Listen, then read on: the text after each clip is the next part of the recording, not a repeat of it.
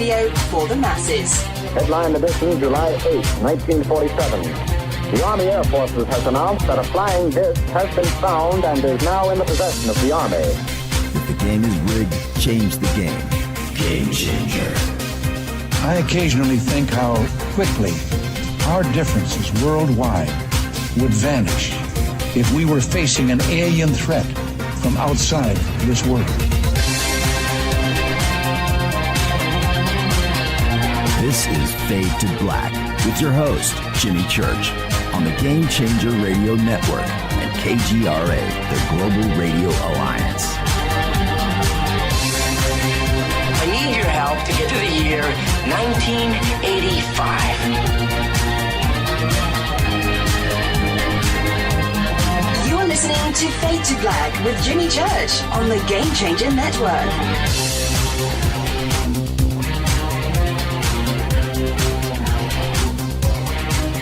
Good evening. Fade to Black. The Spoke Radio for the masses. That's right. How you doing? How you doing? Today's Monday, September 23rd, 2019. 267 days into the new year. Just 98 days left.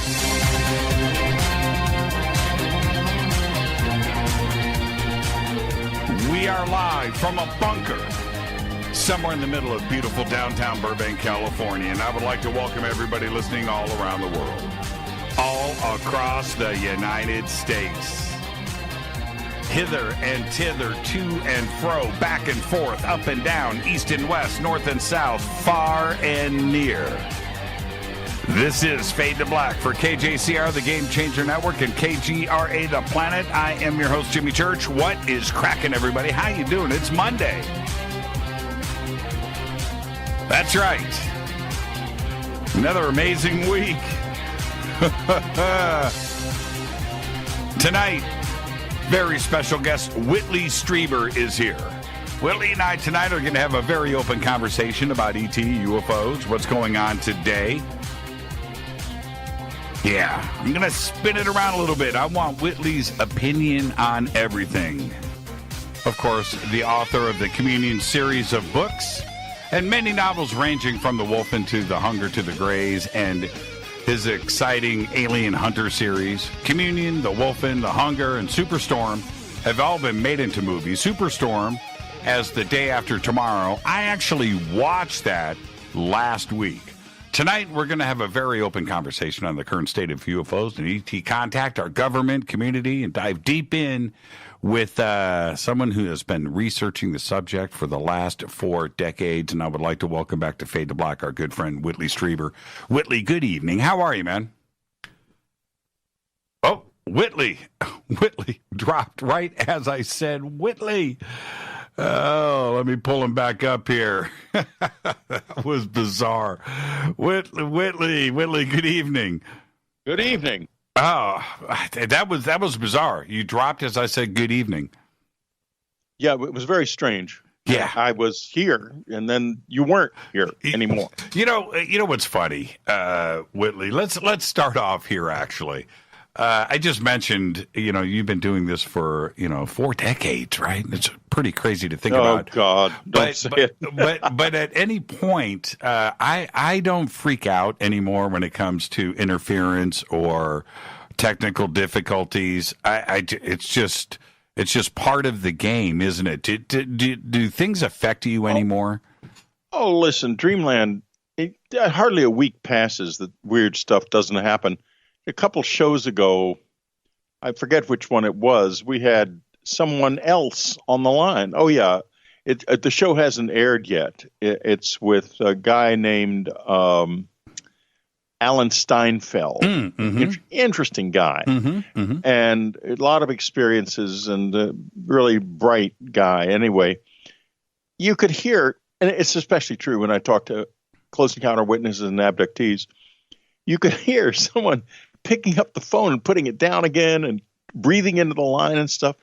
And that's just sort of par for the course. It happens all the time. I'm just used to it. My listeners are too. Yeah, it is. When I used to I did sportscasting before Fade to Black, right? Many years ago, 10 years ago.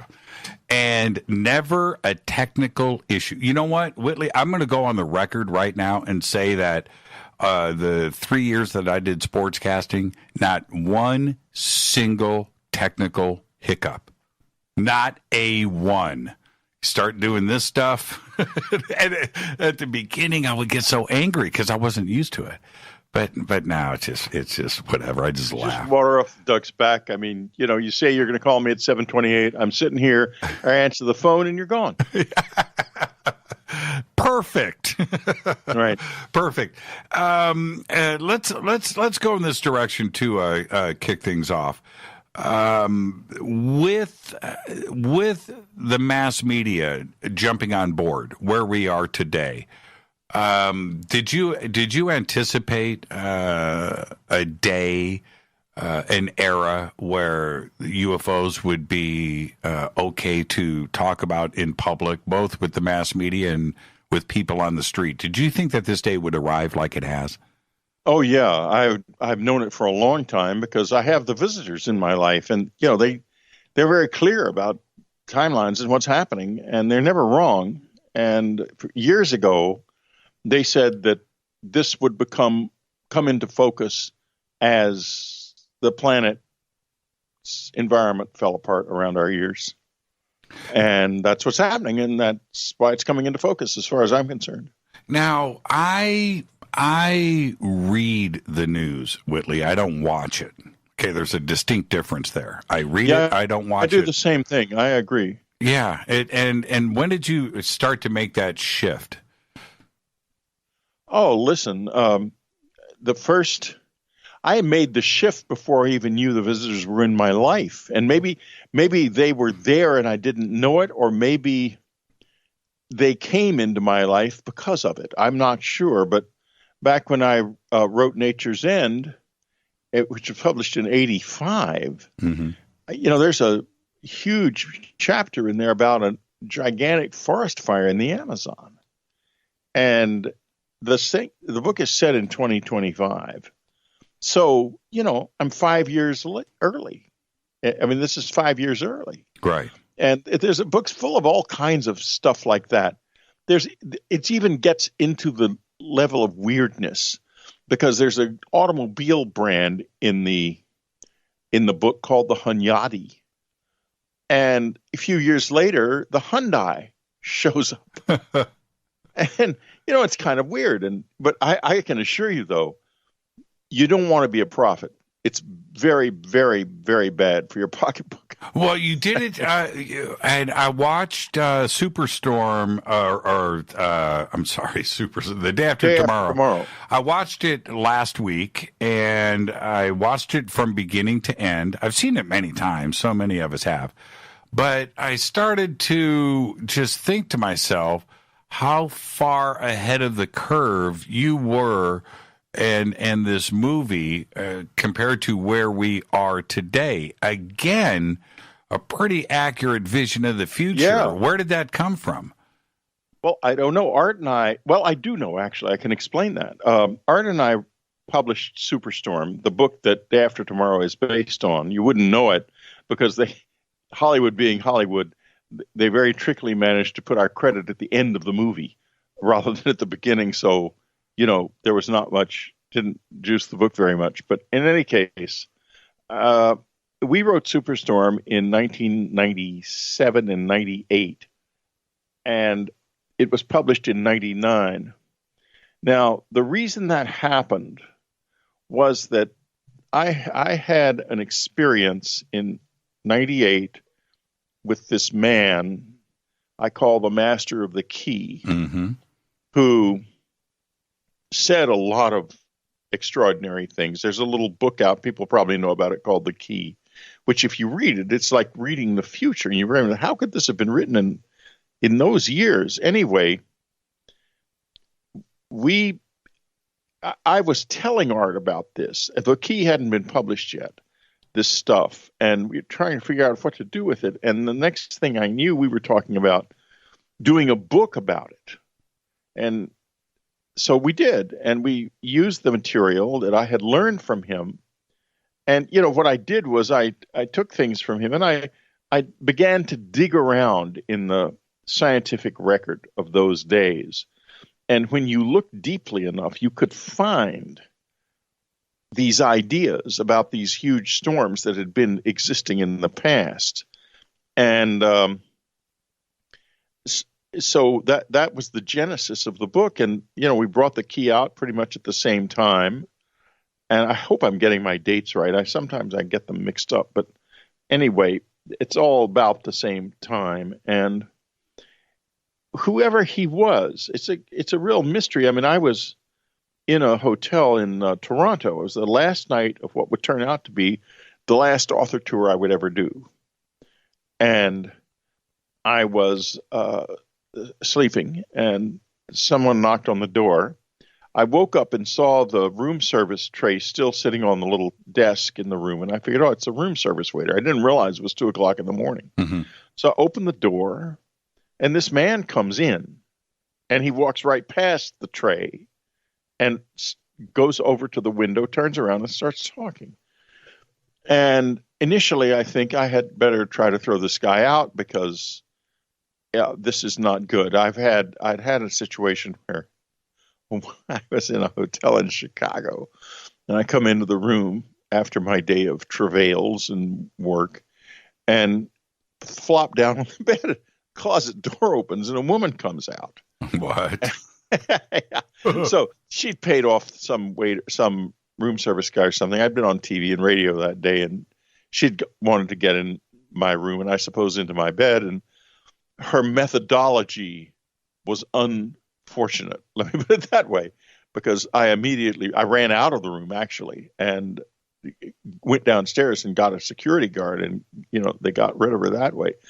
She seemed like a perfectly nice person, but she just had a bad idea about how to get in, touch with me. Anyway, I'm married, and I was married then, and I'm not a fool around her, so that was never going to happen anyway. Okay, so that had happened. And now this guy comes in. I realize it's really late. I'm not sure exactly what time it is at that point. And he's not the room service waiter. He's trying to talk to me. It can't be good. No one who comes into your room, hotel room, unannounced after midnight is good, period. That person has got to be gotten out of there quickly, or you have to run like hell. Take your choice. Yeah, that's pretty creepy. Right. So I started he was not big. He was slight, and he didn't look armed. In fact, he was wearing a close-fitting gray crew neck, as I recall, and darker gray pants.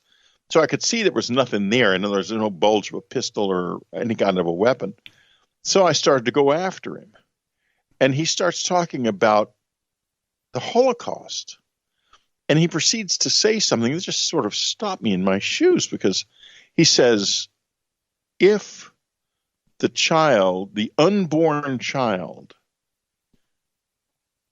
if an unborn, you can read the key and it's right there, but to the effect, I have to paraphrase it because I haven't got the book in front of me, that if this child who was unborn when his parents were gassed had been born, he would have solved the riddle of gravity and freed mankind from the bounds of Earth. And because he died, we are chained to the earth. Mm-hmm. And you hear something like that, unlike any words anyone had ever spoken to me before in my life. Right. That are also mind-bending and terrifying. You change from a guy who wants to throw a nut out of his room to someone who wants to listen to this person. Yeah, you were fully awake at that point, I would assume. Oh, yeah, I was way awake. Do you look at, speaking that and looking to the future, and you think of Superstorm today, I need your opinion of what's going on with global warming and this climate change. Is this the Earth? Is this something natural? Is this solar? or is this created by us? Where are you on this? Well, interglacials last between 10 and 15,000 years. Our planet has been in a state where it has been moving back and forth between glaciations and temperate interglacials for nearly 3 million years. And the end of the last glacial age, speaking of Göbekli Tepe, which I think your listeners have heard something about before. Yes. Anyway, that was created during the upheaval that followed the end of the Ice Age that was the beginning of the current interglacial. Right. It's about, 9,000 BC, so 12,000 years ago.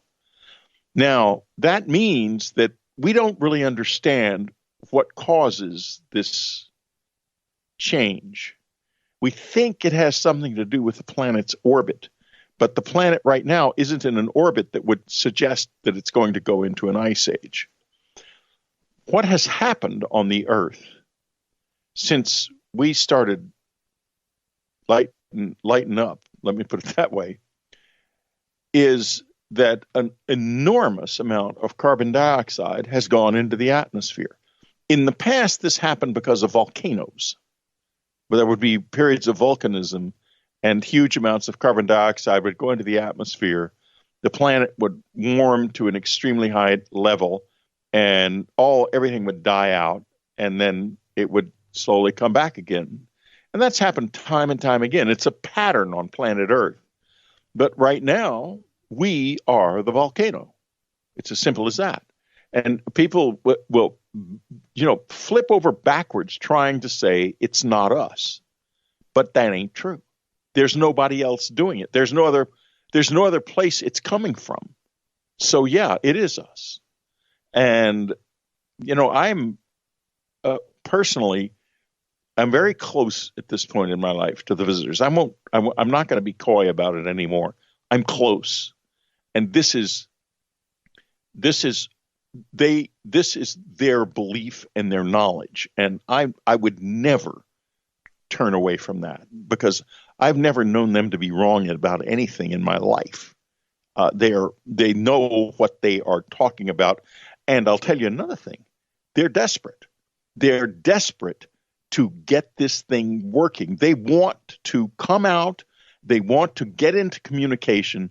But right now, because of the situation we are in, they can't, because communicating with them is nothing whatsoever like anything anybody may think or imagine right now. And there are a lot of reasons for that. I have finished a book, which I'm going to have out in October, I hope. I would like to publish it with a publisher, but they're saying, no, sir, you get it out there right now. Right now. It's that urgent. That will give not a how-to about how to communicate with them, but a description of how I have succeeded in doing this over the years. And it's not something I can just sit down and say, oh, well, I did this and this and this. It's much deeper and more complex than that, because whatever they are, and I'm not even saying they're aliens. I don't know what they are. Right. Whatever they are really, really different from us. Really different. What do we do about this climate change then? Is there... It's an emergency. Well, I mean, is there one specific, is there one thing that is doing it, or is it... it's too much. We're burning too much oil and too much. China is trying at least to cut down its carbon emissions, but it won't be until next year that they are even getting to the point where they're not emitting more and more every year, because China runs on coal. It runs on coal. It does. There was a period of time during China's major industrialization in the 80s and 90s that they were putting up a new power plant every week. They're doing that now. This was about 10 years ago. I'm with an engineer from Bechtel, right? And anyway, I'm not going to get into specifics, but he told me right direct. He goes, yeah, well, we've got 50 contracts right now building coal electric plants in China. Yeah, exactly. Everybody. 50. The Germans did, the French did, everybody did. The 50. English had. Not plants. one, not two, 50. Right? Yeah, yeah. Oh, my goodness. So, the problem is that, basically if every Chinese gets to drink beer, there is no beer left in the world. And you have a situation where, and this is and here's the visitor's perspective, by the way. It's completely different. They don't see this. They don't even see our wars as political issues. They see this all as having to do with a population that expanded too fast. They don't think of it. They don't blame anybody. They don't think of it as being anybody's fault. They think only totally objectively that there are simply too many human beings. Right. And their concept is that we can build better and better technologies and the more technologies we build, in effect, the smaller each individual's emissions become. In other words, right now, the emission profile of a given Chinese might be 10 feet tall.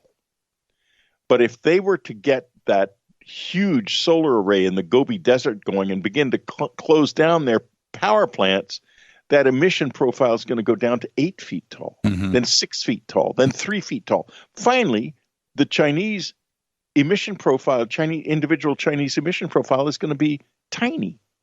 And the same thing is true anywhere in the world. So we can make the planet bigger with technology. We can give ourselves a bigger atmosphere with technology. But we don't actually think that way at all. They think that way, but not us. Like the wars, the terrible wars of the 20th century, and this is also a warning from them, folks. Those wars had nothing to do, or they don't even care about politics. They don't know anything about it at all. They see this only as an instinctive reaction to population pressure. And apparently it's something that I would guess happens all the time. That a species like ours, not really fully conscious of itself yet, gets to be overpopulated. And if you look at the history of world wars in 20th century, they were all caused by the same thing.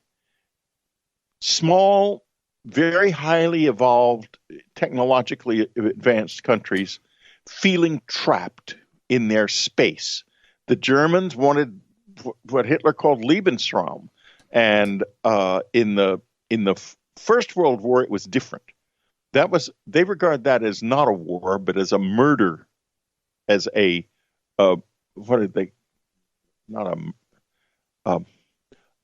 something like I can't get the word, but it's something like a seizure of murder, where older men who are the alpha males murdered all of the younger ones because the younger ones were too numerous. And if you look in nature, the older alpha males will kill the younger males any chance they get in many, many species. What we didn't realize is that's true of us too, but they do know it because they know where we came from. They know our instincts better than we do, way better. Do you think, I'm going to get your opinions on a bunch of different subjects tonight. One of them, briefly, we can pick this up after the break, is evolution, because we're talking about these cycles that this planet goes through, and we look at everything here, whether Darwin was right or wrong, he was wrong, but whether he was right or wrong isn't as big of an outlook as the us, Homo sapiens sapien, where we, you and I, and our families have been around for about 200,000 years, which we didn't have time to evolve. All the other species on this planet seem to be in stasis. I don't see evolution going on with monkeys and apes and sharks and dolphins and elephants and whatever. It doesn't really matter. Were we an accident, or were we deposited here? Were we created? I have tried to get a straight answer out of them for that for a long, long time.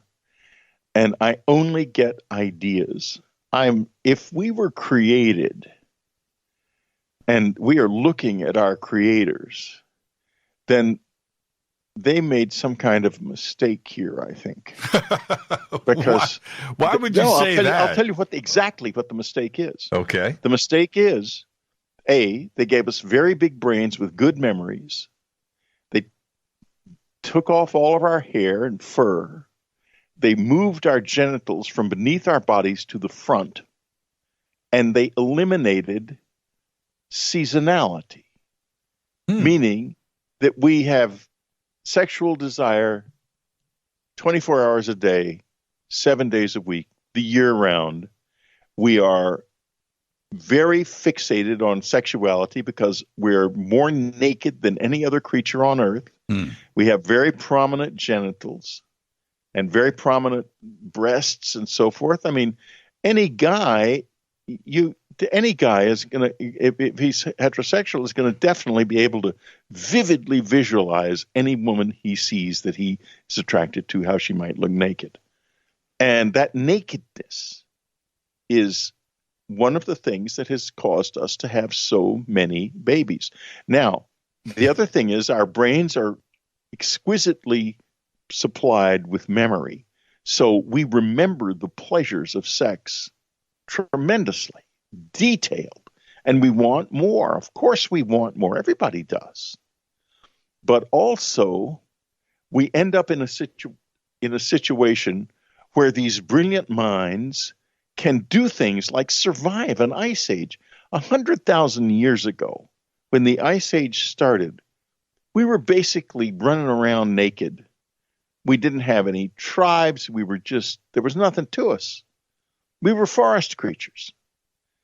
But by the time that ice age ended, we were organized into tribes. We were wearing clothing made from other animals' skins. We had survived a situation that would have been impossible to survive without a big brain. But unlike the animals, we had to survive it. We had to fight for our lives because we had no fur. How does a creature evolve in a world where everything obviously has fur and because it needs fur to live? How does this one creature end up with no fur? Is a practical joke or what? I think we might have been designed. I'm not at all adverse to that idea. I do have an uncle with a lot of hair on his back, though. You have what? An uncle with a lot of hair on his back, and that used to. Yeah, I knew a guy who had a huge amount of hair, and girls used to piss him off by setting his leg hair on fire. We need to take a break. Yeah, let's take a break right here. It's a good spot to do it. Our guest tonight, Whitley Strieber. This is Fade to Black. I'm your host, Jimmy Church. We've got an amazing week tonight, which starts tonight with Whitley. Tomorrow night, Nick Redfern. Wednesday night, Richard Dolan. Thursday night is open lines all night long. More with Whitley Strieber right after this short break. Stay with us.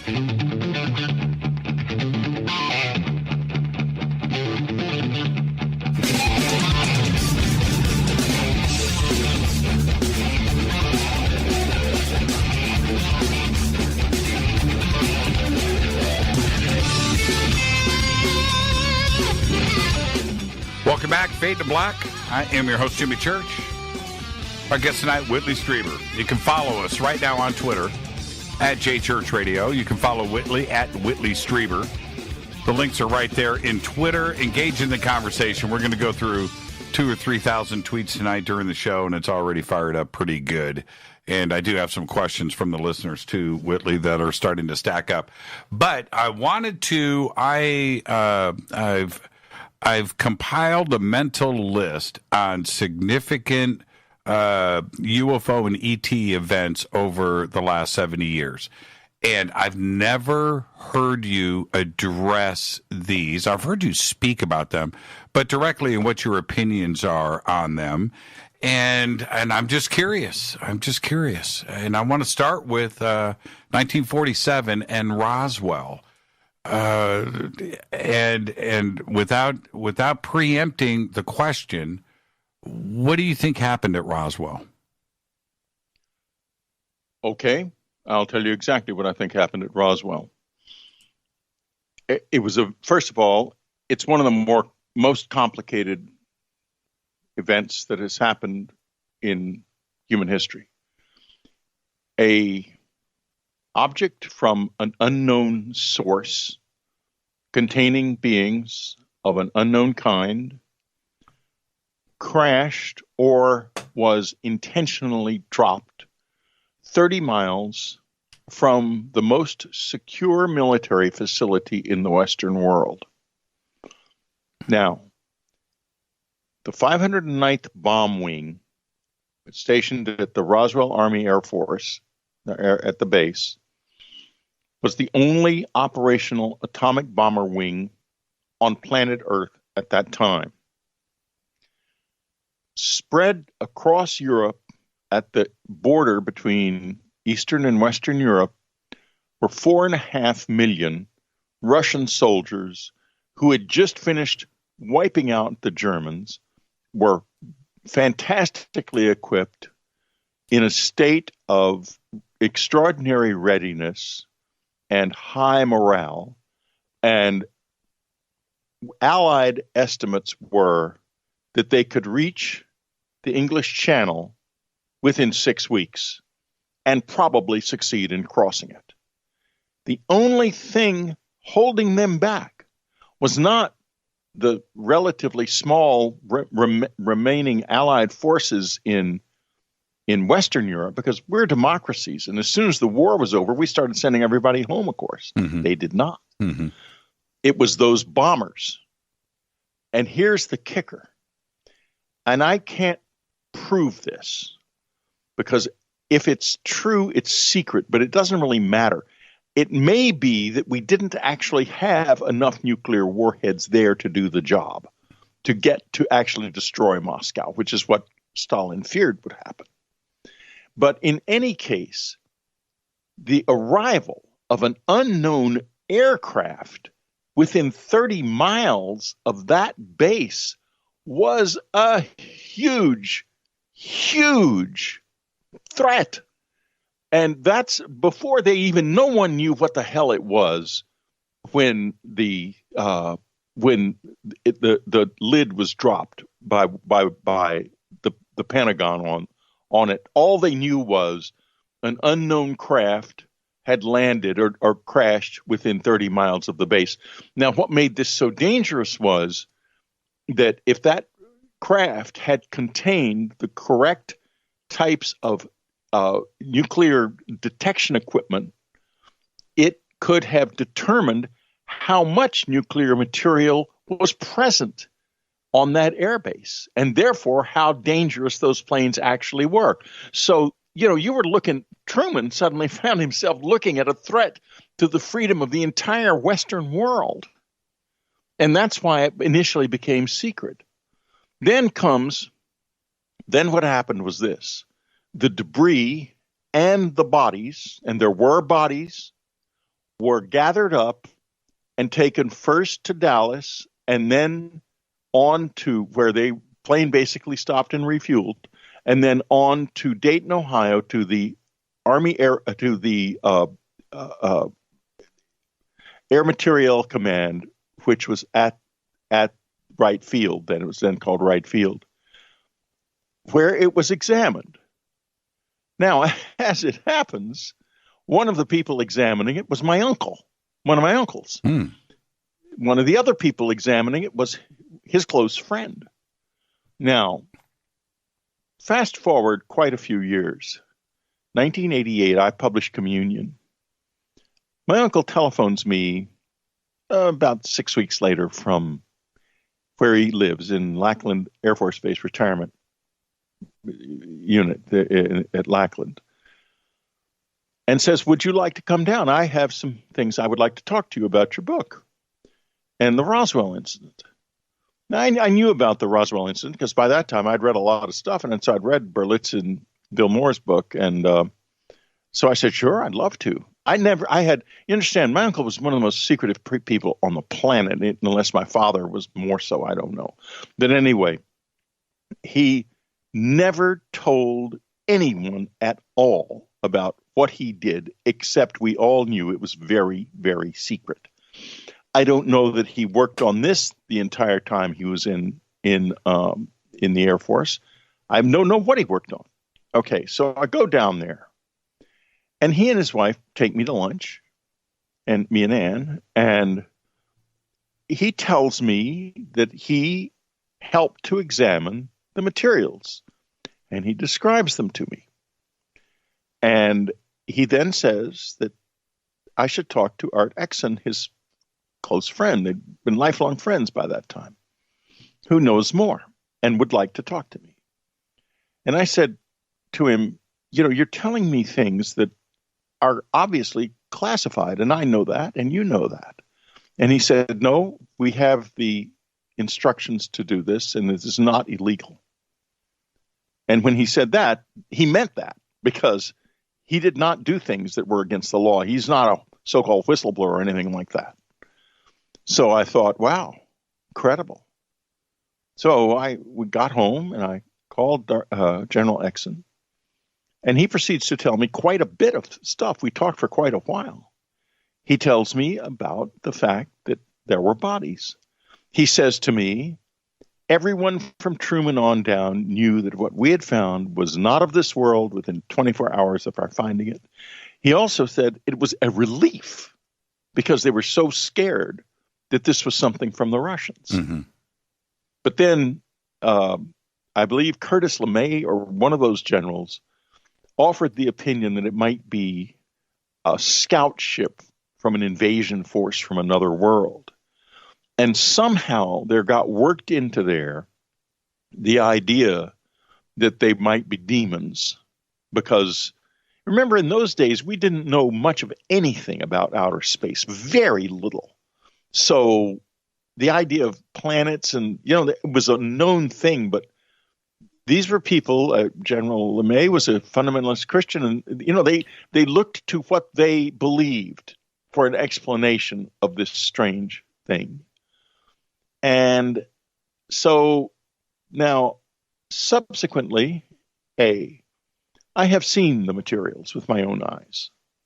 They are real, and they have been studied and are being studied, and a lot of discoveries that have been made from those materials, and you can read about this in Diana Pasulka's book, American Cosmic, have been bled out into the public. I'm wearing an artificial knee in my left knee that is as hard as it is in part because of things we have learned from these materials.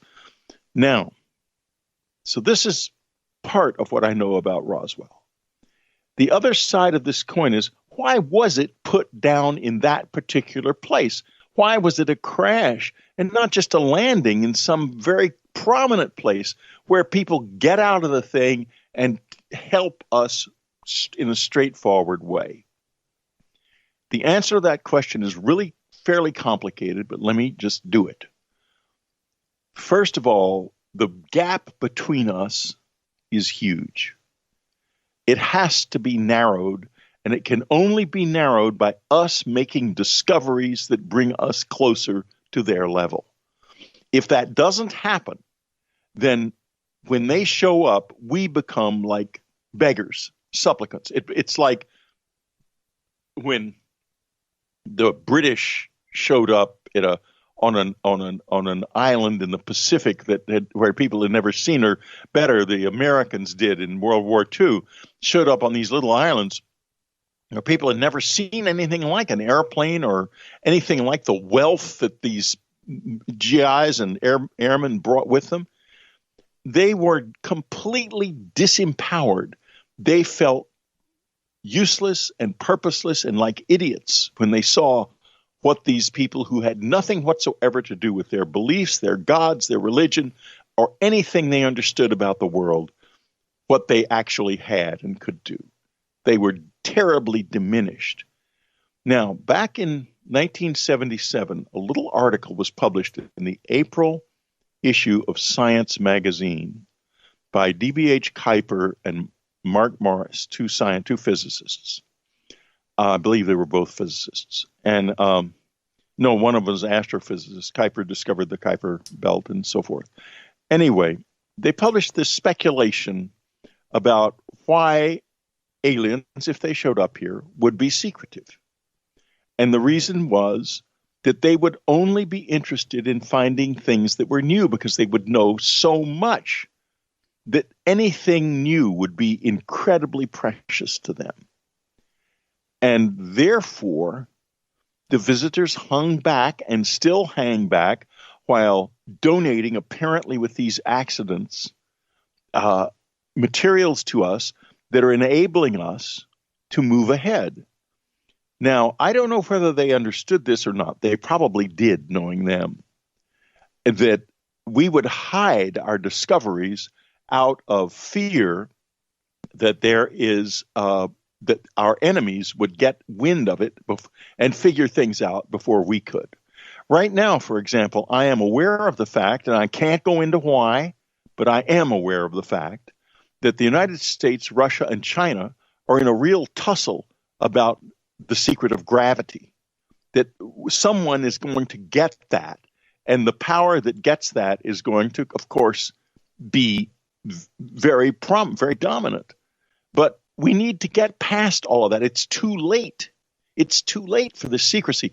You know, the March on Area 51 was a sort of total bust, as we talked about, or we'll talk about, and which is fine. I mean, I didn't expect it to be anything else, but it is a little rumble of thunder, distant lightning on the horizon, because you take a situation that could be happening within a few years, where a whole lot of people are starving in this country, or don't have water, or things are really, really, really coming apart at the seams. And all these people who were believers and followers and, yeah, global warming is nonsense, it's all rubbish, they are suffering and watching their kids suffer.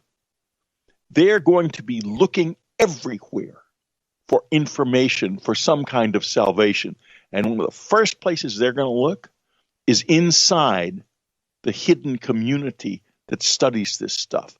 And I'm telling you, the French aristocrats thought that they owned the world right before the French Revolution. A few years later, their heads were all going off. These people are our aristocrats. They're not the billionaires. These people who really know this stuff and really understand it, they are the ones at the absolute top of the food chain. And I'm warning them, and I'm guaranteeing to you they will be dragged out of the places where they are, and their secrets will be extracted from them. But it won't help. It won't help. That's not going to work.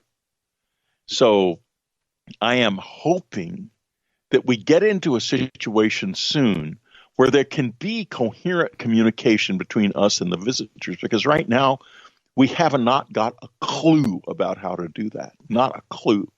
And there's nobody helping us. And I'm sorry. Go ahead. Go ahead. I was speaking of the visitors in those terms like Roswell.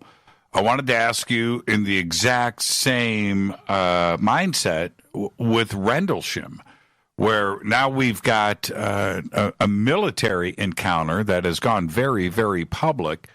But were the visitors, well, what's your opinion on that? Was that us from the future? Was that something else? Was it a test? What's your opinion on Rendlesham? Well, you know, I don't understand what time travel would be, because, you know, we know of certain forces in the universe. There is no force called time. What we see when we see time is entropy, the slow change that is caused by alterations in the energy levels of everything in the world around us. That's what causes time. Time is a kind of illusion. So how can you go back in an illusion? I have some fascinating information from the visitors about this from a long time ago, when I did ask them this question. And the answer, this is back when when we lived in our beloved little old cabin in upstate New York. I asked them this, and they said the future is like water. The present is a compressor that compresses it, and the past is like ice. You can't do much to change the past, but you can find bubbles here and there and go in those bubbles. And when you do that, you can see the past. And I thought to myself at the time, maybe also the past can see you. And maybe they know that. And maybe that somehow can echo forward into the present and the future. Because physics tells us that there's no particular reason that the time flows in the direction it does. It could flow in any direction. It could flow in the future or the past. So, yeah, I think there's something there in the time travel thing. But if that's it, it's a very limited something that they may have done that has maybe a rather limited effect. But they are so knowledgeable. They may have picked just the right point to where that limited effect would resonate and resonate and resonate until finally it changes its own future, which is an extraordinary, breathtakingly dramatic capability.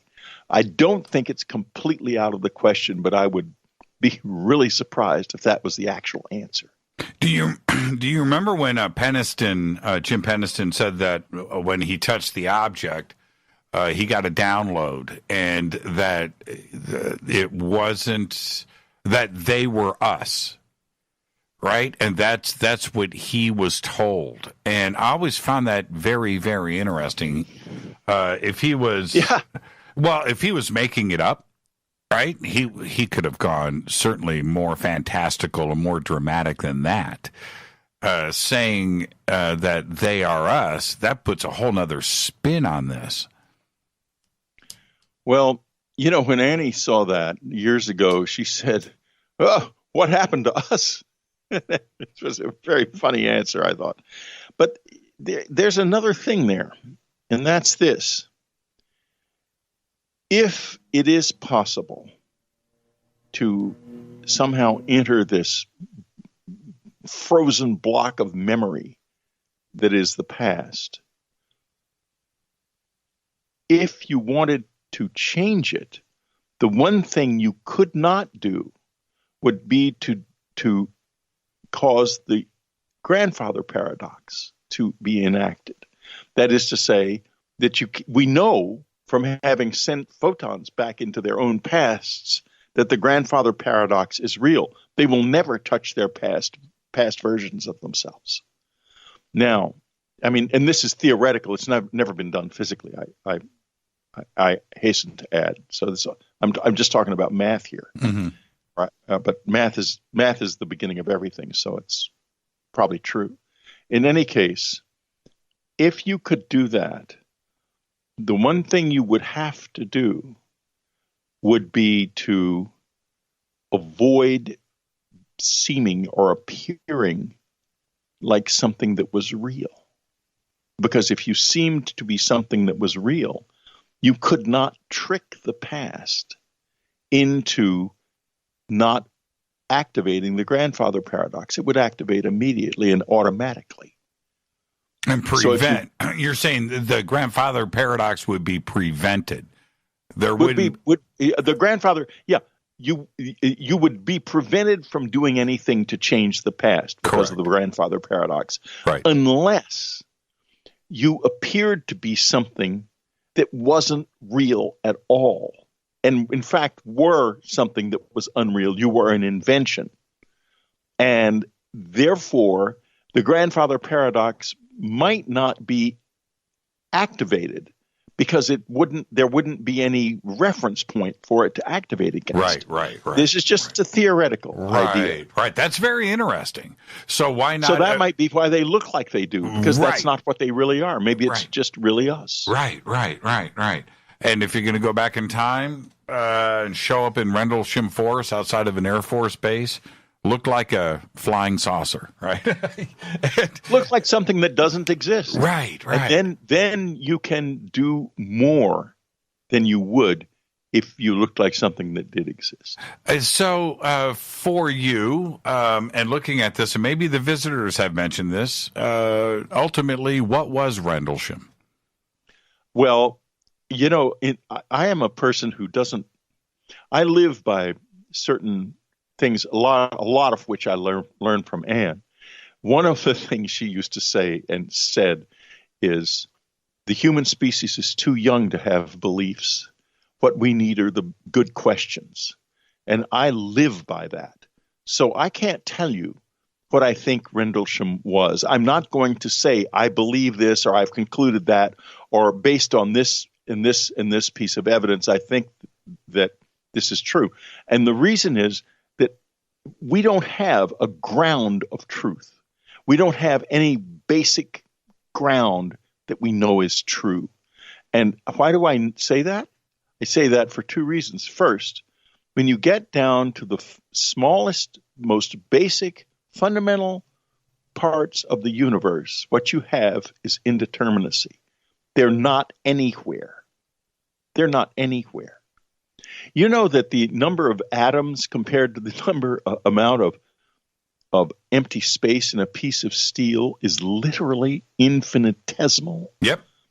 A piece of steel, everything, it's not 99% empty space. It's 99% to the nth power empty space. That's right. This doesn't exist. It's not here. It's something else. And neither do you, right? I'm not going to say what I believe, because I don't believe anything I don't know. There you go. That's a really, really, really, really solid point. And the idea behind all of that, and especially when you listen to physicists speak about this directly, the amount of emptiness around us, we don't have a concept. We feel things, and we understand with that tactile side of things that things are solid, and this is our reality. But we don't understand. We don't grasp the emptiness. We don't understand it. Nobody understands the emptiness of everything. And you know what Einstein said. Einstein said matter is energy slowed down. So this is all energy. That's all this is about. There isn't matter versus energy. There's just different forms of energy. That's it. That's it. That's exactly right. And the equation goes backwards and forwards. E equals mc squared. Energy is mass. Mass is energy, and that's the end of the story. Yeah, that's right. Let's take our break right here. This is Fade to Black. I am your host, Jimmy Church. Tonight, Whitley Strieber. We're having a very open conversation on all things ET and UFO and other stuff. We'll be right back after this short break. Stay with us.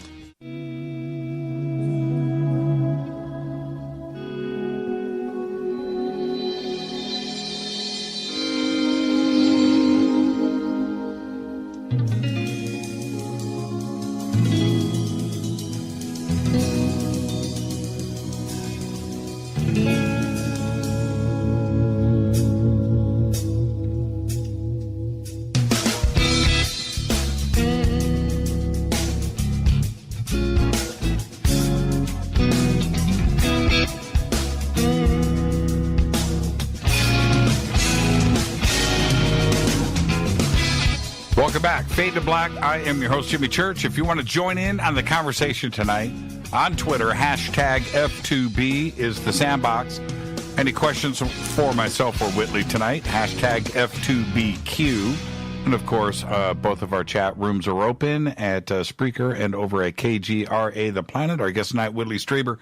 And, Whitley, continuing on this, specifically about the military and what may be going on. Of course, we have all of the stories about today. We'll get to that later.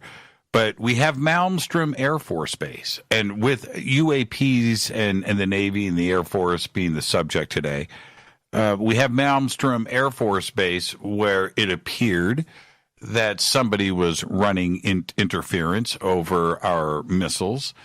Was this the visitors? Does the government understand what is going on? I don't think the government does understand what's going on. I think if they understood what's going on, things would be different. And I'll tell you why. Back when the National Security Act of 1947 was passed, the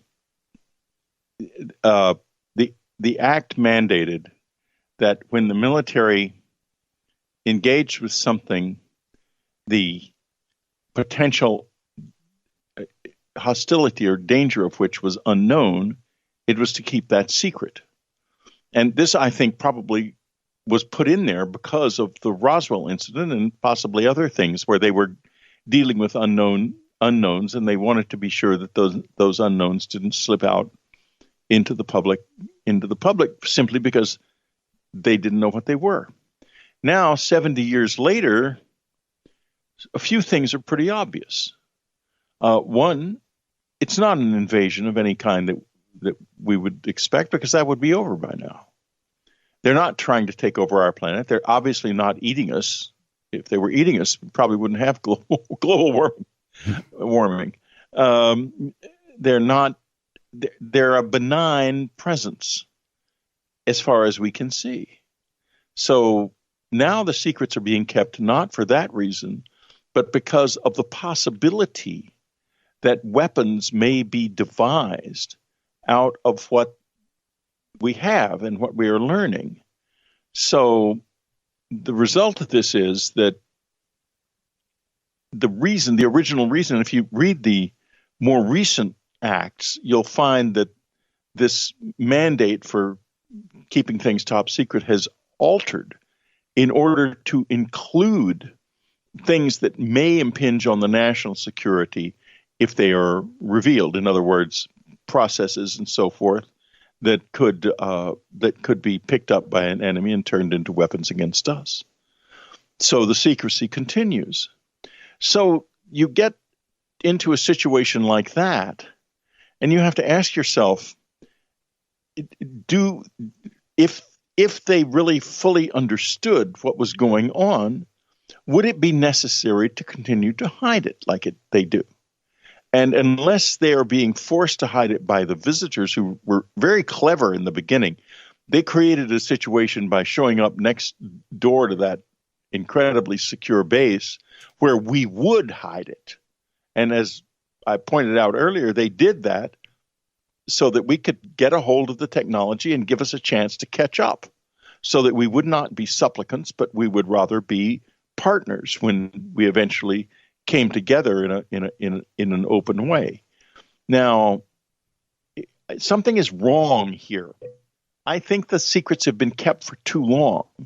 I think it's probably somewhere back in the 80s or even earlier, this should have started to get out into the public in a much more straightforward way. And as I said earlier, the result of this is going to be an explosion of anger eventually.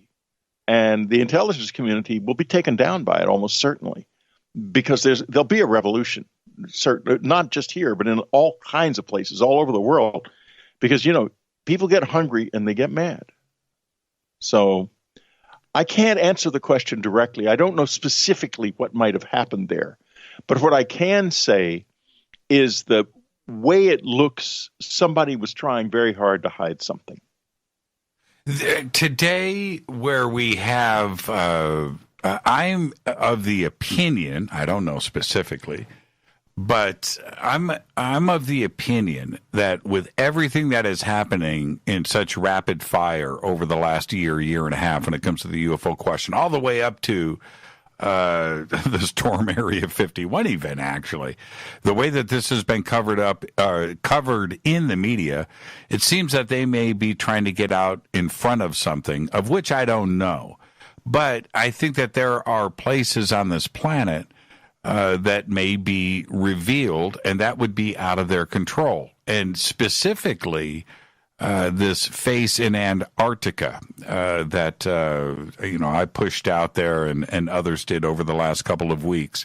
This face in Antarctica, which obviously people think of Sidonia and Mars and so forth.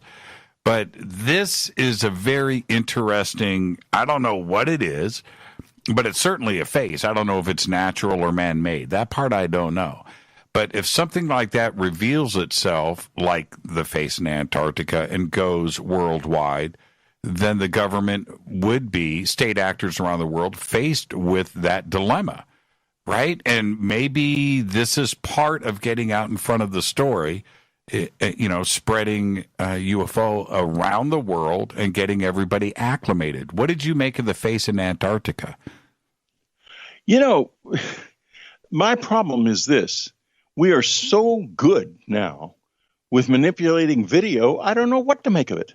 There's not enough information there. You can't, without having somebody I knew personally, to be honest, go out there and take pictures of the face. I just don't know what it is. Yeah, I don't know if it's fake or real. Yeah, I can't tell. I think we're going to run with your quote here. What was somebody just posted it up here in Twitter, and I'm scrolling back for what you just said. I've lost it. I don't know what I don't know. What was your quote right before the break?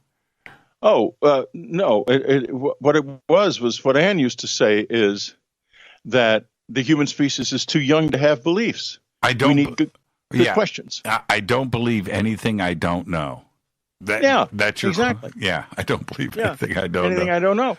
And if I don't know, why should I believe it? I'm not going to believe something because somebody tells me it's true. I've been there and done that, and that is not a good idea. But I am going to say that, let me put this another way. The Antarctic is an ideal place, or it was an ideal place, to hide someone if you had a big, large thing going on. And I'll tell you something I know about this. Back in the communion days, and I believe it was 89, I went on a world author tour, which included New Zealand, and I was in Auckland. And at night, the hotel overlooked the airport. There were planes coming and going at night. And the newspapers were full of this, that it was the U.S. Air Force. It was driving people crazy because these planes were blasting through the quiet skies of Auckland, New Zealand at night and driving people nuts. And this was literally at 24. You saw them during the day, too. It was just going on and on and on. And they were all going to Antarctica. And the New Zealand government would not put a stop to it and would not tell the public why. And people were furious. So even back then, something very big was being built in Antarctica. Very big. And here's the interesting thing. You don't see anything down there now that's that big. Therefore, what was being built is secret. See where I'm coming from? I do. Yeah. So, but what is it? I don't know. I won't I won't take the next step. I saw the planes. I figured out very quickly from reading the papers and talking to people just how many planes would have been involved, because it'd been going on for a year when I was there. And it was so, therefore, whatever was being done was gigantic. And it ain't there. So it is there. We just can't see it. And I want to talk about abductions too. This is something that has always, it's been there, it's been discussed, but it's never really been out front. Of course, Travis Walton and his case, but going back to Betty and Barney Hill. Of course, you and Communion, although you weren't officially. Do you put yourself? I was abducted. Come on. Do you put yourself in that category? Of course. And where else? I mean, I wake up in the middle of the night with in a room full of aliens. It's not my bedroom. I didn't go there. Nobody took me. I mean, nobody said, "Oh, come with us." Right. So I was kidnapped. And today, if we look at the numbers and the recent polling that has gone down, where are we on the abduction side of things? Is this something that the government knows about, doesn't know about? And when we are dealing with millions of people around the world with these same experiences, whether it's missing time or missing from their own home, this is something that has to be dealt with. Where are we today? It seems like now it's okay to talk about abductions, and more people are coming forward. People are beginning to be able to talk about this because it's a very scary thing. Somebody is here from somewhere else. They're pretty fierce, pretty scary, and very powerful, and they're grabbing us out of our bedrooms in the middle of the night and screwing with us in weird ways and hopefully sending us back, but that's not entire. No one's absolutely certain of that it happens that way every time. Mm-hmm. So that's scary. It's scary. It's very scary. And talking about it, though, look, the major media right now is talking about the UAPs that they're now calling UAPs. I'm going back to flying saucers. I'm forget UFOs and UAPs. They're flying saucers. That's what they are. That's what they've always been. Let's face it. Mm-hmm. But in any case, they're talking about no one ever talks about what's coming out of them and what's happening. But look, at Rice University right now, the entire communion letters archive that Anne saved, thousands of letters, is there being archived and cataloged. And that material has to be addressed at some point. But there's got to be another big reason for the secrecy. I don't think the government can do one damn thing about it. Nothing at all. I think that the government is helpless. And what are we going to do? Say, yes, there are aliens here, and they come into your bedrooms and into your children's bedrooms all the time and do weird things to you that nobody understands, and we can't do a thing about it. Have a nice day. I don't think they're going to say that. I think they will die before they say that. Disclosure is not going to happen from us. It's going to happen from the other direction. The visitors are going to be the ones who disclose, and that's going to happen when we can take it, not before. Are you surprised with all of the coverage in the mainstream media? I mean, we can't ask for more right now, right? They've been doing a pretty good job in covering the UFO question right now. But the world hasn't collapsed. Right? You brought up entropy earlier, right? We have not yet. It hasn't collapsed yet. We haven't completely fallen apart. Not yet. But, what I was just talking about is a serious thing, and there's deeper stuff there that hasn't been revealed that I don't have any intention of talking about because I can't prove it. But I think that it could be that there's a lot of stuff here that's really scary and that the government is not in control of it, and that they're not going to reveal it until they absolutely have to. And then when they do finally reveal it, people are going to be terrified. I'm very afraid that's going to be the case.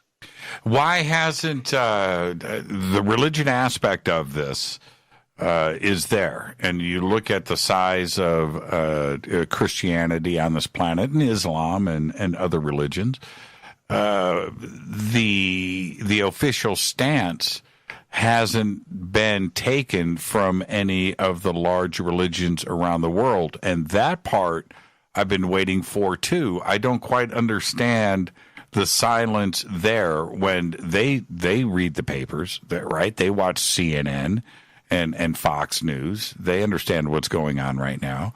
And there has been a definite silence. But I haven't also seen religions collapse. And I find that interesting, too. It seems to be stable. I don't see, you know what I mean? I don't see insanity. I don't see the ungluing or the entropy. It's because people don't know enough yet. They'll figure it out eventually, and then it'll all come unglued, probably, I would think. I'm not very optimistic about all of that stuff. I don't think that. I think that this. we don't know what we're dealing with yet. And those of us who do deal with it have a very hard time. It's rough. I've had a hard time for many years, and I don't now. Now it's great. It's wonderful. It's the best thing that ever happened to me. But at first, it was really hard. And that's why I'm writing this book, and I'm trying to get it out as fast as I can, because it chronicles how that occurred. And nobody's eaten me. I mean, I've been with them in my life for 30 years. I've slept in, listen, just last February, I was alone in a house in the country with them. Absolutely no one could help me. I couldn't get away. And I wasn't scared at all. And it was a good meeting, a very important meeting. It wasn't like we sat down at a table, because that's not how this works. They're not ever going to be sitting down at a table. But it was really informative and really helpful, and it helped me tremendously with the book. Was it physical? Was it physical? What? Was it physical? Yeah, to a degree, but they won't. When I say to a degree, I could hear them, I could see them to some extent, I could smell them. But what I couldn't do was come face to face with them, and that is rare in my life. And, I tell you another thing that happens. I'll give you an idea of why this is like this.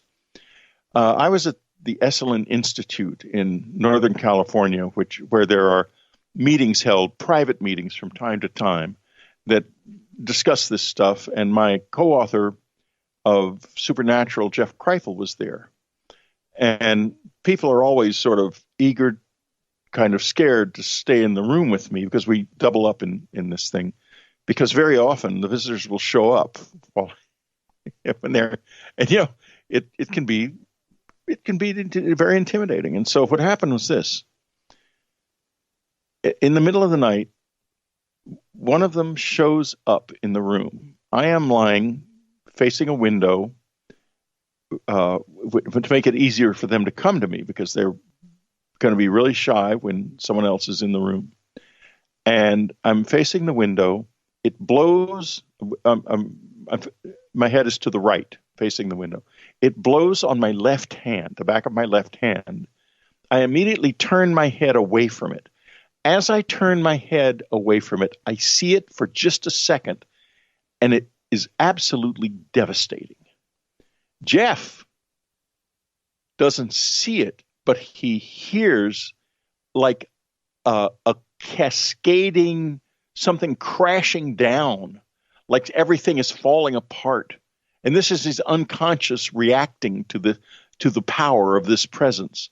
And he hears his voice, a voice that is his voice inside himself, say, "Oh my God." And he feels like the whole world is collapsing around him. Now, let me explain why this is. Here's why it is. They have a completely different vision of reality than we do. They don't see a narrow spectrum of time like we do.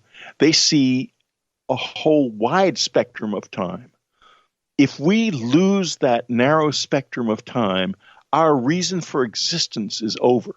Because I know people don't think about their souls. We're soul. We've been anesthetized to the soul. We've gone soul blind because of all the material in the world. But it's still the only thing about us that really matters. And it is the only thing about us they're actually interested in. But in any case, if you don't have a continuous flow of spontaneous experience, your soul can't grow here, and your life is worthless. They showed me what this meant a couple of years ago. I had figured this out, and I was sitting, I do these meditations at 3:00 in the morning. They can be very productive. And I said, I know this is true. I want to know what it's like. And all of a sudden, there was a big crack in the room, which is always a signal that they have arrived. And I didn't see anyone, but I became like robotic. I knew everything that would happen for the next few minutes. And it wasn't like, oh, he knows the future, how cool. It was horrifying. It was like being a robot. And then it was over. And I thought to myself, no wonder we're scared of this, because this is like the end of your life. It's worse than death to lose your spontaneity and your will. And we may not have free will. We may not actually be spontaneous, but because that's how we feel and that's how life feels to us, it impacts our souls in the most wonderful way. It's a wonderful thing to be the way we are. And to have to be like them, it's no wonder they're here. They would like to live inside us and with us and experience this exquisite sweetness too. Did they evolve? Did they go through the same experiences that we have here? Right? Did they evolve the very same way? You take one look at them and you think to yourself, oh, that's somebody with a history. Right. Sure. I had some of the dark blue guys show up in my condo in Texas, in San Antonio, probably in about 98 or 99. We were still living in that condo then. And they were there in their little dark blue uniforms, and there were three of them in the line in the living room. And I sat in front of them and was going to meditate with them. And I looked at these faces and I said, you have a history, that's for sure. And they looked at me with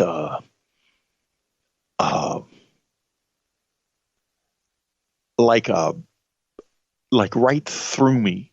Like I knew by their faces that they had a history, but they knew me and my history all the way back to wherever it begins better than I did. And I felt that.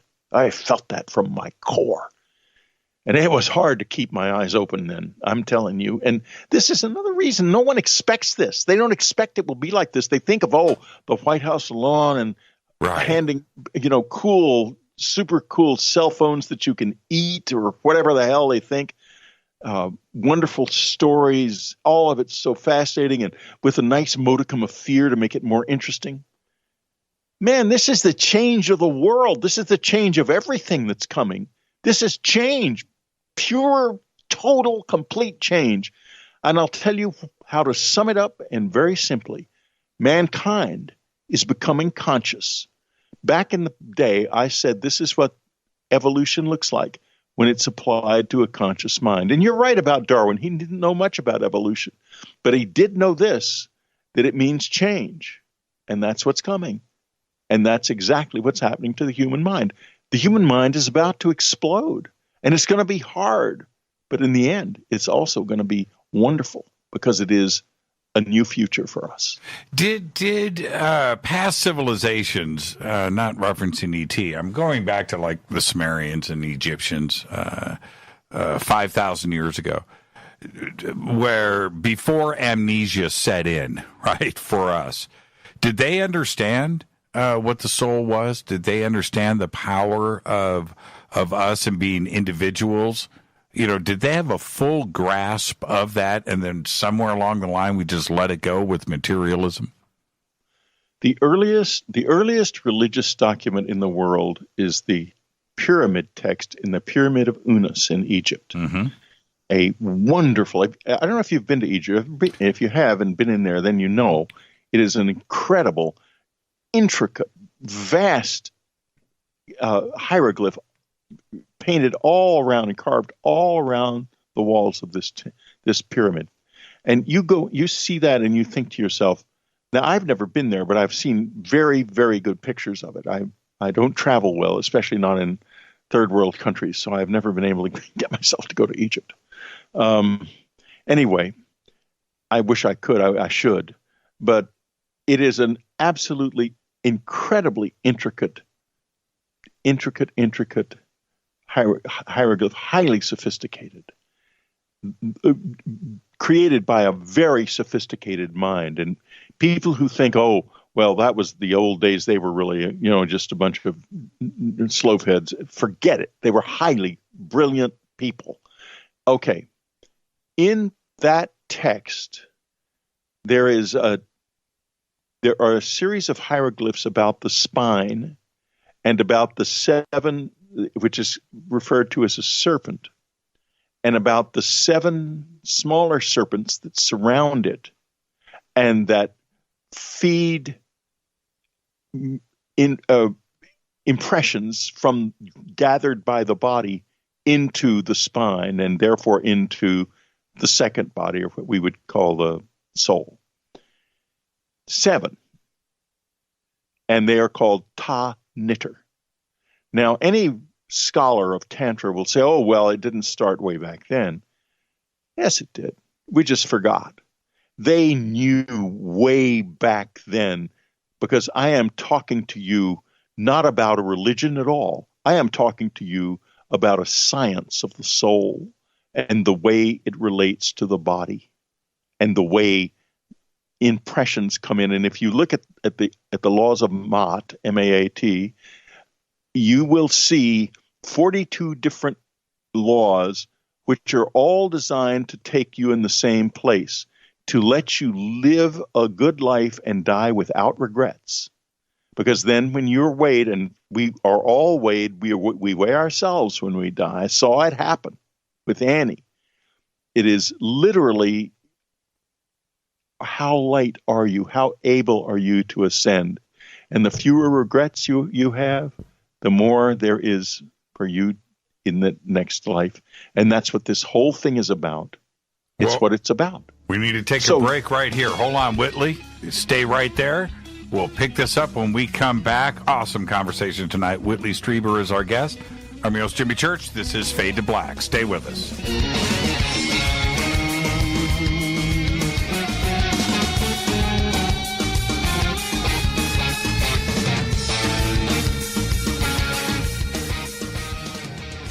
Welcome back, Fade to Black. I'm your host, Jimmy Church. Our guest tonight, Whitley Strieber. Tomorrow night, Nick Redfern. Wednesday night, Richard Dolan. Thursday night, Fader night, open lines all night long. Tonight, it's Whitley Strieber. And Whitley, right before the break, talking about the pyramid text, and I totally agree with you. Complex, incredible. I have to, what's your opinion of how it is possible that a civilization like not only the Egyptians at 3000 BC, but certainly the Sumerian culture too, over Mesopotamia at the very same time, suddenly rose out of nowhere, perfectly upright with everything, right? Science and agriculture, government, religion, music, schools, roads, infrastructure, knowledge, the cosmos, math, right? They were completely upright and functional. And then, of course, entropy kicked in and everything unraveled. But how is that possible that a civilization can rise out of the desert like that complete? Well, probably because that's not what happened. There is something wrong with the conventional understanding of the past. Something wrong. And your listeners must know, just like I do, that if you go around the world, you look at Mohenjo-Daro, if you look at the things that Graham Hancock found under the ocean around Japan, if you look at, did I say Mohenjo-Daro? Nanmadol. If you look at the huge, at what went on at Sacsayhuaman, at what's left there in Peru. If you look at the platform at Baalbek, at the Great Pyramid, it's so many different things in this world. What you see is the remains of a highly capable engineering that we can't do now. In fact, and that's inescapable. We can pretend it's not true. But pretending something isn't true has nothing to do whatsoever with science. Science is facing the unknown, and that's what's not happening in the conventional scientific community with regard to the past. And here's another thing. There's a website out there called it's a geodesy website. As we talk, I'll look at up my links in my on my website and see if I can find it. Anyway, on this website, it shows that there is a geodesic line around the world that connects over a dozen ancient sacred sites. Only this line doesn't point at the physical North Pole. And in the past, such sites were usually oriented toward the pole or the pole star. It points 1,450 miles west of that, meaning that at some point in the distant past, that's where the pole actually probably was. Mm-hmm. And if there is such a thing as crustal shift, and I think there's a very good possibility that that is true, and we're going to talk in a second about, if you want to, about why it probably happens, then it is deep, so deep that it doesn't change the geology of the surface, but it changes the position of everything and causes the oceans to really, really get very, very dangerous for a while. And I think if something like that happened in the distant past, then it could be that a great civilization that had an entirely different way of addressing reality and an entirely different understanding of physics and so forth was destroyed, leaving only the things that were in the highlands at the time. So that could have happened. And why would it have happened? It would have happened because the weight of the water on the surface changed position. When did that happen? The end of the last ice age, when the poles melted, the glaciers melted, and suddenly all of that water, which had been trapped in the glaciers on the on the two poles, was taken by currents down into the mid-latitudes until the planet literally shifted on its crust in order to compensate for the change in balance. Do you think that that there is a depository somewhere of this knowledge of previous civilizations? I mean, real intelligent civilizations that could go back, whatever, millions of years, tens of thousands of years. And I have no idea. Well, but my question is this.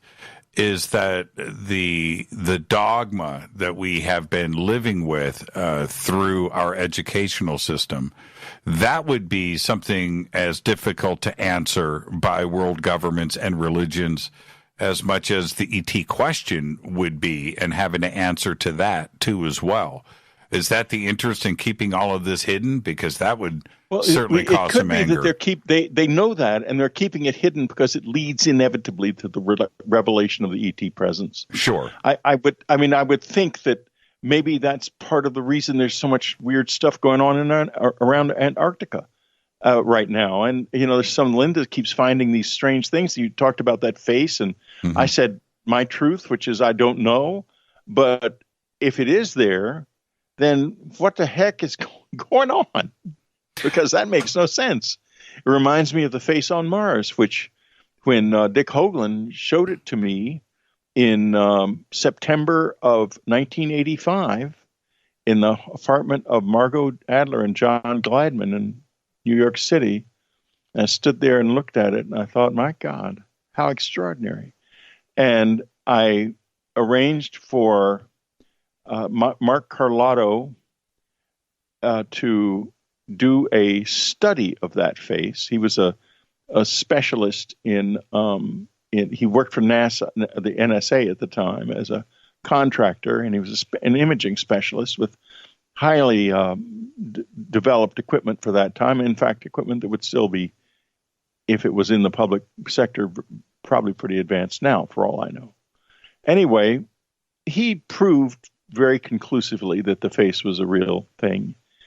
But then we come to the closer flyby. And lo and behold, it looks just like what NASA said it was, a pile of rocks.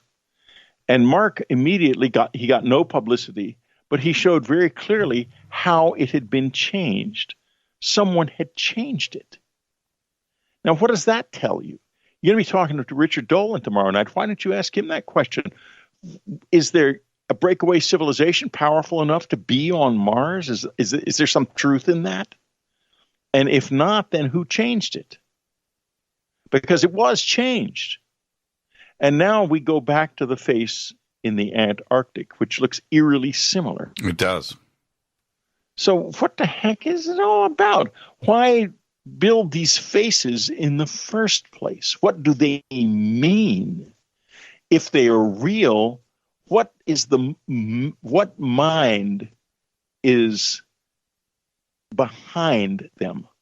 In other words, why would that matter so much to someone that they would build something like that? But that, for that matter, why would somebody build Göbekli Tepe, which it took probably over 1,000 years to build, and then over 1,000 years to bury it? Yeah, because you look at this, our civilization dates from about 600 BC is when it really started, when Judaism became organized around a single god, and the Greek intellectual world started up. That's kind of where we're from. So that's 2,600 years. We have no project in our civilization that has gone on anywhere close to 1,000 years or even 500 years. That's right. We can't do that. Or look at Stonehenge.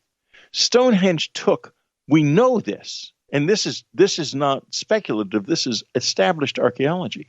It took 500 years to build Stonehenge. In other words, the people who worked on it were working on something that they themselves couldn't even, who were your ancestors 500 years ago? Do you have any idea? Nope. The answer is you don't. You don't. But they kept at it with a single goal for 500 years. Now, those are powerful civilizations. They may not have SUVs and skyscrapers, but a civilization is something that lives not in the world, only in the world around us. It lives in the mind. And the civilization that lived in those people's minds was far more powerful than ours. Far more. How many, man, I hate to do this to you, but we're going to be going to overtime tonight, Whitley, so just pour another cup of coffee. We're not anywhere close to wrapping this conversation. You told me 2 hours, man. I know, man. Okay, I'll go an extra half hour, but I'm old. I'm an old fart. You can't do this to me. You're not old.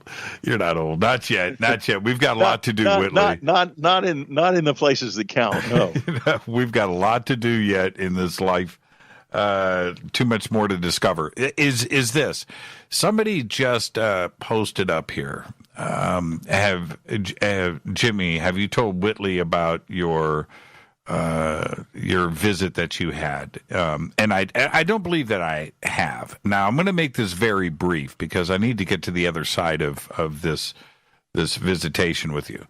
But back in 1995, I'm living by myself in Sherman Oaks, California. Got a condo south of the boulevard. You know the area. And 3 o'clock in the morning, I wake up. I think there's a burglar. Okay, that's what I think is going on. I'm not going to get into the details of everything, but I looked down at the foot of my bed, and there was sliding glass doors in my bedroom that went out to the balcony, and the blinds were open, so the starlight's kind of coming in. And standing in front of the sliding glass doors to my right is a dude, and he's about 4 feet tall. Not short, not tall, about 4 feet tall. But we have a stare down that goes down for about 15 minutes. Blinking eyes, this thing. And I was pretty angry, right? I was waiting. I wanted some butt kicking to go down, but I couldn't move. The end of this is what happened. Eventually, I can move, and I turn on my lamp to my left, and I spin around for some Bruce Lee action. Right? That's what I anticipate, and he's gone. And now, this experience that I'm relaying to you is one thing, and I want your opinion on that, because later, many years later, I slept with the lights on for 10 years after that, and the TV, by the way. Many years later, I heard you talk about the Blue Guys, and that you laid out this idea about possibly them being from the other side, and maybe even death, or there could be. I'm paraphrasing here because you're very detailed in that. But with my experience that I just told you about, and what you have gone through, and the Blue Guys, what do you make of that when somebody brings you an experience of contact like I just did right now? What's your comment on that? Now, it was with the Blue Guys? They were Blue Guys? No. I've never revealed the shade of the skin. I want to keep that private. I'll tell you about that off of the air. Okay, well, I can tell you about the Blue Guys, but because I don't know basically what is going on with, in other words, I don't know what your experience is. I can't address it directly. So, you had something going on, obviously, because you wouldn't have been experiencing it wouldn't have been like that if it was a normal experience. But I can tell you about the Blue Guys. I can tell you a lot about the Blue Guys. They've been in my life since I was a boy. The only memory I have from my childhood that has always been there. I went through a long period of not having any real memories about my childhood. It wasn't until Don Klein, during the second hypnosis session in 1987, noticed that I had spontaneously regressed to the age of 12, that I began to think in terms of my childhood, and a whole huge amount of memory came up, which I wrote The Secret School about. But this memory has been there always. Before that, I just didn't know what it was. I thought it was some sort of a dream. But what it was is this: the Blue Guys, they were around in my life a lot in those days, and they used to take me and other children, I don't remember who the other children were, on a kind of raft that would float above the neighborhood. And you could lean out over the sides of it and look down and see the neighborhood down below. And it was really, really fun. And they used to get all nervous and run around clapping their hands and gasping when we leaned too far out, because they were afraid we would fall off, but they would never touch us. And I remembered that as a dream until the Don Klein thing happened. I began to recover so many other memories. I thought to myself, my God, that's never been a dream. That was actually something that happened. Okay, that's number one with the Blue Guys. Mm-hmm. This is going to take a while, so just be patient. I'm patient. Okay, number two with the Blue Guys. This is the second experience with the Blue Guys. Ann and I used to live on West 55th Street in Manhattan. And we would walk down 55th Street, across 8th Avenue, across 7th Avenue and Broadway, to 5th Avenue, where there were a lot of bookstores in those days, Doubleday's bookstore. And there was a Big Brentano's bookstore, and Scribner's. It was wonderful. I love books, and my life is deeply tragic now because most of the bookstores have closed. It's something I never dreamed would happen. But anyway, we would go to the bookstores. And when we we went past a certain kind of dark little part of 55th Street. I believe it was between 7th and 8th. There was a little storefront in there where it was just a little storefront. It was always empty. There was a curtain, and in front of the curtain there was a chair. And every once in a while there would be a girl sitting in the chair who looked like, frankly, a prostitute. Only, this being America, not Amsterdam, there was no red light or anything. It was all very discreet.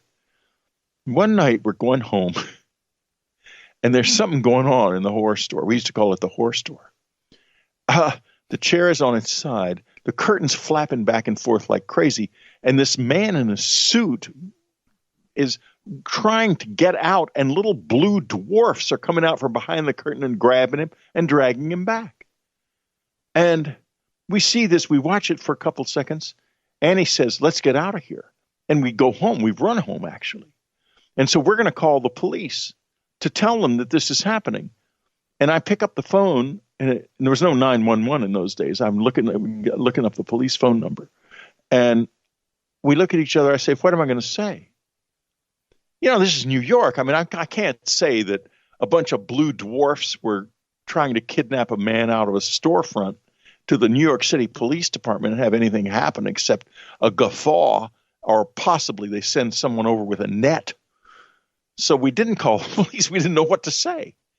But I'm telling you this, we never went past the horse store again. Second, little blue guys. Third, little blue guys, and I'm getting to the end of this, and you're going to know something about the little blue guys that's going to surprise you in a few minutes. The third, little blue guys, I have an incredibly vivid dream. I am not in this world. I am in another world. This is still in the 70s, long before the communion experience or anything. There's a sort of a path, very nicely sort of paved path, very pretty, very curved and very nice looking. And an arch of triumph is there. And off in the distance to my right, is a hill, and cedars, like cedars of Lebanon, are on the hill. And to my left and down on the side of a bluff, which looks out over a huge expanse of what looks like desert, is a dark blue round building that's all tumbled down, that they tell me is a university. And I wanted to go to that university. And they were ready for me to go. So I start walking toward the university. And as you get closer to it, it's really tumbled down. And I say to one of them, why is it such a mess? It looks like it's in ruins. And he says, well, it's 1,000,000 years old, and the scholars aren't very good at maintenance. So did he say that in jest, or? Oh, it was just, they have a sense of humor. Never think they don't. Right. Okay. And so as I get closer to it, these strange taller gray figures with great big black eyes show up. They're not going to let me enter, because I'm not ready. I'm not ready. I'm terribly disappointed. I wake up abruptly and I am devastated. I'm just devastated. I wanted to go in there so badly. And now I know the truth of it. When I went there and wanted to go in so badly and they wouldn't let me, was when I matriculated. I've been in that university ever since. I understand that now. I sure didn't then. But in any case, that's the third. Now we're going to get to another level of this. Laurie Barnes was Ann's secretary for 15 years. Ann found Laurie by reading. She was reading letter after letter after letter, and she was saying, I need a secretary. I said, well, we'll call Manpower. And she said, I'll find someone in the letters. She found people in the letters who she would pick up a letter and say, she's going to see the visitors, or he's going to have a contact experience at the cabin, and put the letter aside and invite him up. And it happened. She was absolutely amazing. And she herself never had any experiences. So anyway, she says, here's our secretary. And she hands me this letter. It's very nicely written, handwriting. And I read the letter, and I said, well, this says that she's a singer and an actress. She says, have you ever heard of her? I said, no. Well, look at that handwriting. That's the handwriting of a professional. She's a secretary. So she calls her up. She turns out to live half a block from us in Manhattan. And I hear Ann say, oh, good. Well, okay, well, why don't you come over right now and get started? I need you. I could use you right this second. That was the beginning of a 15-year period where she was our secretary. And she was a close encounter witness, which is what the letter was all about, of course. So here is her story. 1954. She's lying in bed about 11 o'clock at night. Her husband is a pianist, and he's out on a gig. And she notices movement. She's reading. And she looks down at the side of the bed, and there is this long row of these little, terrifying-looking little blue men. And she recoils in horror because it's 1954. You're not expecting that. Let me put it that way. And you see how human consciousness is changing? 1954, you had no idea. Now we're talking about it on the radio with insight, as you will see. In any case, she recoils and he says, do not fear us. No, do not be afraid. We're not here for you. We're interested in the girl child you're carrying, which, of course, she goes totally apeshit then. Right. Because she is pregnant, in fact. And it turned out it was a girl who's is still a very nice woman. And there's no mysterious connection that we can tell between her and the visitors at all. In any case, he then puts his hand on her wrist and says, why do you fear us so? And she says, because you're so ugly. And then he says something that I think is probably really important. He says, one day, my dear, you will look just like us. Right. And because they are human. Right. We're the tadpoles. They're the frogs, and they look like frogs, too. Anyway. Yeah, continue. I just wanted to interject and say I remember the first time I heard these references from you about them. I went back. I thought about my own experiences, and I'm going to say, Whitley, I was uncomfortable. It was because they can do things to you that are very uncomfortable, and I'll tell you what they are in a minute. Continue. Okay. Flash forward for many years. We're living now in San Antonio, and a dear friend is in a hospital. He's in emergency heart surgery. He's not expected to come out alive. We're there with his family. I see dead people. I mean, I'll be frank about it. I've seen them for most of my life. A lot of times I didn't know it, but now I do. And by that time, I was well aware of it. So he comes walking out of the operating room. And I immediately turn to Ann and say, he just died. And a second later, the surgeon comes out and gives his wife the bad news. Then I see in my mind's eye two of the blue guys, and they have him, and they are taking him, and they're putting him into a newborn baby in India, a little girl. And a soul, someone comes out of it. I can't explain that, but it was like a shift of some sort that took place. And here's why. He was not a really good man. He did some good things in the world, and he had a fine family, created a fine family. But he did also some real dark things. And if he had looked at the dark stuff, he would have gone. He would have been lost. They rescued him by whipping him into a body so fast that he didn't get a chance to see himself, but did get a chance to experience the life that he is experiencing now of poverty and enforced humility as a woman in a culture that's very poor, where women are not very well respected.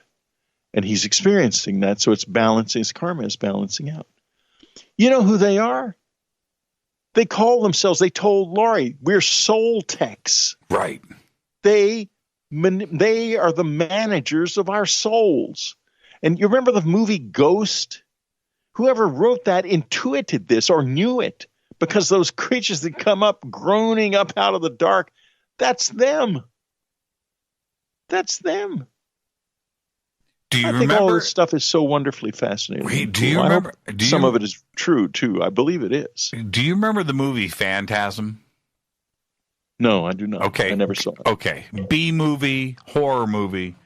All right, but so well done. So Whitley, I'm serious. Forget about the B movie aspect and all of that and the horror side of it. Watch it. Because there's something. I will watch it. I'm fascinated by a good horror movie. Yeah, as long as it's not too gory. No. And you know what? There's some funny moments too as well. Okay, but just the entire soul aspect of this and the physicality of these little guys. Just watch the movie.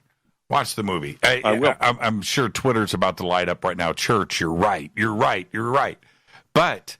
Is this something that and I've thought about this with you for so many years now. Is this something that we would expect to experience when we do pass over? Yeah, I think that's quite possible, and it might even be that you're going to come face to face with Laurie Barnes. Or me or whoever. I mean, because I think that's a level some of us graduate to. I don't think it happened to Anne, interestingly enough, because I saw Anne after she died, and she was not in that form at all. She was very different. She was just a very, very beautiful version of herself. And I've seen a lot of souls, and not all of them have been like that at all. And I think that maybe one level. I think we're part of something that is really old and really complex. And you know what Annie said one of the things she said after she died was, well, first of all, as she died, she left a book open on the bookshelf here in this room. I've probably told this story on your show before. Yeah, you did, yes. Yeah, well, we don't want to go through it again. But anyway, she left the book open on a place that said that the universe began out of a single primordial quest for knowledge.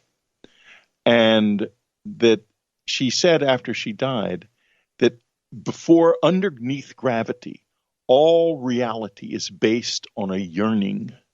There is something yearning for something, and that's why we exist. It's the love of God is what she's talking about. That's what's there. And they're part of it. We're part of it. We're all part of it. And they're manipulating, moving people around and trying to give people chances to better their souls because this ultimately has always been the same thing from the very first moment it came into being. It's a journey toward ecstasy. That's what the universe is. That's what life is. That's what all of this is, a journey toward ecstasy. It's why Anne said again, after she died, she said, enlightenment is what happens when there's nothing left of us but love.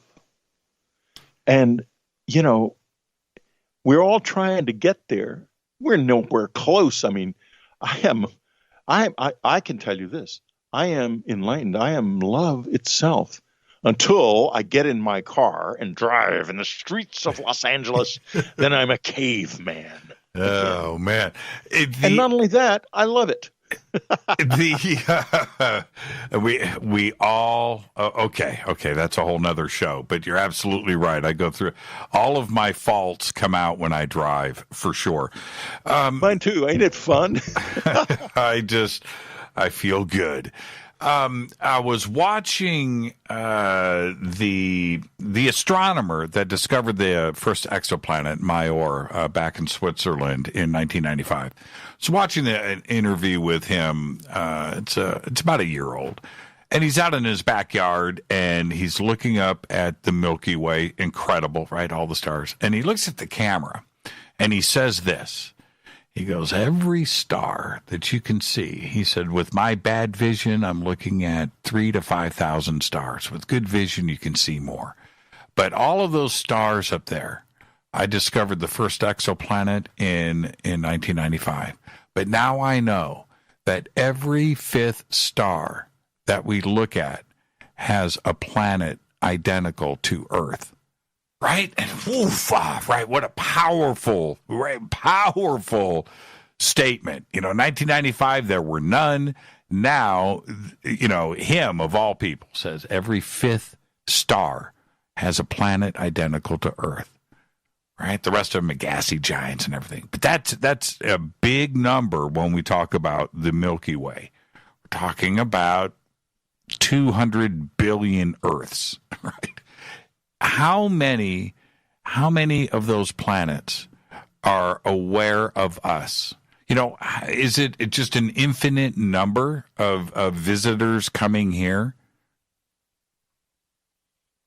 I've thought that maybe this is a school that everybody uses, and that all of us are from different worlds, and that this is a place that you get into, kind of, like Harvard or hopefully not Sing Sing, but right. In any case, that it's a place of, because it's such an incredible learning experience to be human. It's extraordinary, and I've often wondered if maybe that's what this is, and that it's because it's not peaceful, and it is wild, and it is crazy, and all kinds of horrible things can happen here, and you can do wonderful things and do horrible things, and you can die after an absolutely marvelous, beautiful life, or you can die having really screwed up.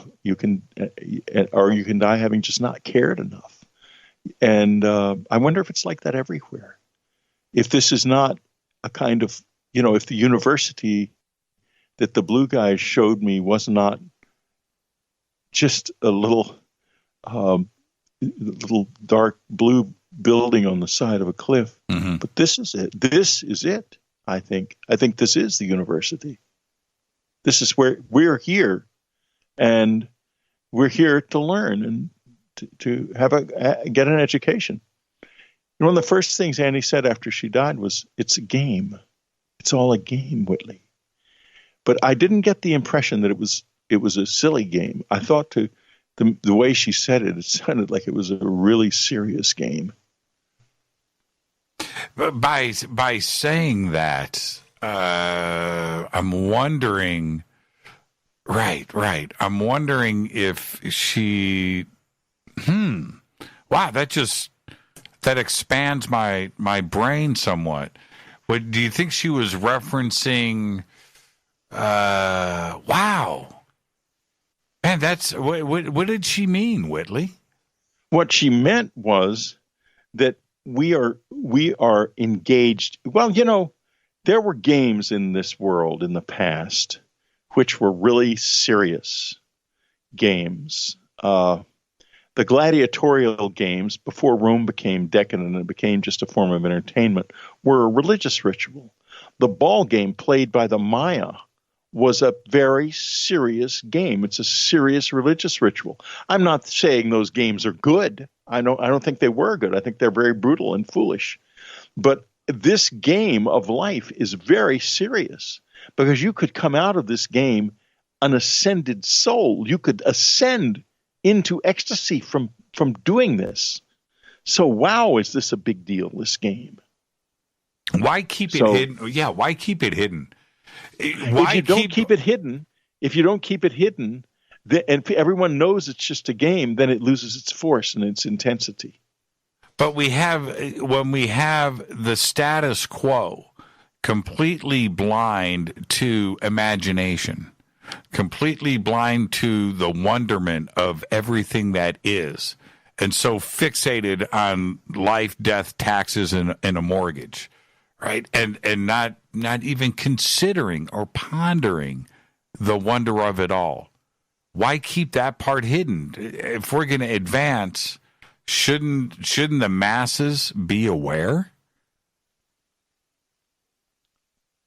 I'm not even sure that this is the only place the game is being played. It might be being played in a lot of places, and the amount of time involved might be far greater than we can possibly imagine. It might not be that you can, you remember 5 or 6, I remember 5 or 6 past lives. it might be that you didn't have 5 or 6 past lives. You may have had millions of past lives on many, many different planets. Because this journey toward ecstasy might be something which the accretion of it is literally photon by excited photon over billions of years. We don't know what we are. We only know we're here now, passing through this life. But it could be that this is not the only place the game is played. It might be a much bigger deal than we think. And we also might be, many of us, or maybe all of us, much, much older than we would dare to imagine. I wanted to ask you, we got past this earlier. I want to get this in before I say goodnight. I have interviewed many channelers. There is a lot of what I think is pretty solid, consistent information from around the planet. It's not singular. Is this communication something that you pay attention to, and the messages that are received? I don't know. I can receive messages from Annie, and I think some of those messages might be real, that might genuinely have come from her. Mainly because some of the ideas are too good. They're better than the kind of stuff I come up with, like the things I talked about tonight. Mm-hmm. But, when I see these long, complicated channel things that seem like they're basically versions of this world kind of restated, and when I actually trying to live with the visitors, and they're so different, I just have to wonder if it's channeling or imagination for the most part. I don't know. With you? With me? What do you mean? Is it imagination with you? I don't know. I could be. Yeah. I don't think it is, though, in my case, because I have certain things that are kind of anchors, like the implant in my ear. Right. It's there. It's real. It's, in fact, there's a lot going on with it right now, because it moved from the place where it's been for years, up in the top part of my ear, pinning of my ear, down about half an inch all of a sudden about 3 weeks ago. And now I keep having these periods where I have these kinds of pins and needles going through the side of my head. And when I'm meditating, the place where the implant is tingles. So that's real. I mean, that's physical stuff. So I can't say that everything about my experience is imagination. I think a lot of it might be misinterpreted simply because I simply don't have enough ground of truth, as it were, mm-hmm. to interpret it correctly. But no, not all of it is imagination, or that thing wouldn't be there. I have had so many physical experiences and sightings and things like that, and that's great. That's amazing, but you put that stuff aside. If I didn't have any sightings or anything, the real physical experiences, there's the other part that I don't have answers for.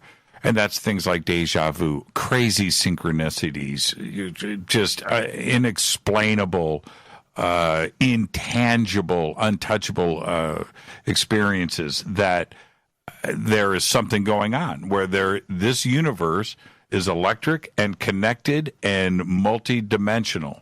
That's the only thing that I can explain, and I'm waiting for science to catch up and help me understand, and the rest of the world, what is going on with these experiences.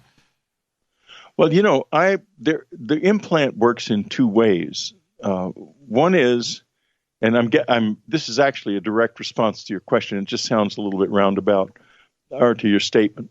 One is that a little slit opens up in my right eye, and I see words typed in courier racing through.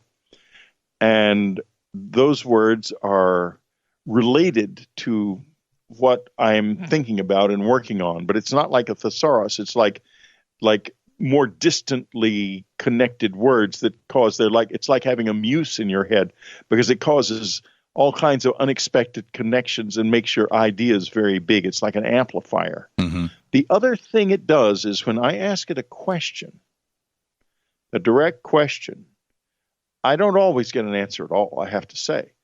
But sometimes I do. And the answer is always comes out of a synchronicity. That's how it works. And I literally use synchronicity as a research tool because of this, because it's so consistent. I would say 8 out of 10 of the questions I ask are answered in one way or another. And maddeningly, maybe 10 out of 10 are answered. I just don't get it sometimes. But it's an incredibly valuable research tool. And I'm very worried now because of these sensations I'm getting in my head. If it, is there some kind of radiation connected with it that is damaging to me? And I'm going to have a CT scan of it shortly, and there are going to be some studies done to see what's going on there, because something is. It's not the way it used to be. Right. And how do you encourage? I try to do it. I try to do it, Whitley, to open people up at least a little bit. How do you encourage people to pay attention to synchronicities? I don't know how much in my life I've ignored, right? But I don't anymore, and I definitely pay attention when it happens. How do you encourage people to stop ignoring synchronicities? You tell me. I ignore the darn things all the time, and it frustrates the hell out of me. You overlook them because they're not in the stream of ordinary life. Right. Like I have prophetic moments that I overlook, and there's always the same reason. Like when the hurricane was coming up a couple of weeks ago, there crossed through my mind a thought, the Bahamas will be okay. That is a prophetic thought that the Bahamas will not be okay. I've had those all of my life, where as soon as I think something like that, that's actually a warning. I think the opposite of what's actually going to happen, because I don't want to face what is going to happen. And so, but this time I thought, oh my God, the Bahamas are going to be destroyed as soon as that thought passed through my mind. And they were. So there's synchronicities, and there's other things like that are just very hard to catch on to. Maybe in a sense we feel like we're not supposed to do that. I don't know. Although I love synchronicities. I do. I respond to them now. Well, you're right, though. Just so many of them we just enjoy it and let it go, right? And we don't respond to it. Yeah. I've had this crazy, I brought it up a couple of months ago on the show, but over the last year or so, I keep having this repetitive vision that I look up at the moon and it's like smoking, right? That there's something going on. Something has hit the moon or it's cracked. And now, no, I know. And now I constantly, every time I get the chat, I look at the moon and I'm wondering if that's the moment. And I brought it up on the air only because I couldn't let it go. And I do it now. I did it last night. I can't seem to let it go, but I felt that I needed to mention it. Just in case, right? But Jimmy, let me tell you something. I can't let it go. You obviously don't know this. The first really intense warning I ever got from the visitors was this incredible thing where I looked out the window in a hotel in Colorado, as I recall, and the moon was exploding. Really? Pieces were flying off of it. This was 25 years ago. Now we have a situation where more and more asteroids are coming through this solar system. And just a couple days ago, one passed within a few 100,000 miles of Earth. We didn't even see coming. Nope. And, you look at the moon. Why is it so covered with craters? It's covered with craters because the moon is protective. It's protective. It protects us, but not completely. Jupiter also protects the inner planets because big stuff gets pulled in by Jupiter's gravity and doesn't hit us. Too. All the time. All the time. Yes. And the moon protects Earth. This thing, by the way, Earth is exactly within about 50,000 mile envelope of the perfect place for it to be, for everything in terms of water and so forth to be in balance. Without the moon, the orbital winds would be too fat to retard them. The orbital winds would be too fast for anything big to grow. The outer planets protect the inner planets. The moon protects us. There's no other planet in the solar system with a moon like ours. And we are rolling along behind a star that is perfectly suited for long-term stability, whereas most white dwarfs are very unstable. And I have to ask you, we talked about, well, maybe there was an ancient civilization here, maybe aliens came. Maybe it's even bigger than that. Maybe someone designed this as a life-generating machine. So when we look into the eyes of the visitors, we might be looking into the eyes of someone who is even older than we could possibly imagine, and has done more than we can possibly believe. Thank you so much, Whitley. What a great conversation tonight. Tell us about Unknown Country and Dreamland, and how often you get the new interviews up, and where everybody can go and check you out. Okay, Unknown Country. First of all, the site is finally new, and it's not being screwed with all the time. It's pretty secure, I hope. And Dreamland comes every week on Fridays. It comes up on Fridays, and you can listen to it on Alexa. Just say, Alexa, play Dreamland. It's on Apple Podcasts. I guess you can therefore get it on iTunes. You can get it on iTunes Radio. You can get it. I think you play it at midnight on Saturday nights here. That's right. On KGRA. your channel. Yes. Yeah. So it's around, but and it's also on my YouTube channel, W Strieber, user W Strieber. But basically, the place to go for is unknowncountry.com, and the site's got great news. It's a really excellent news site.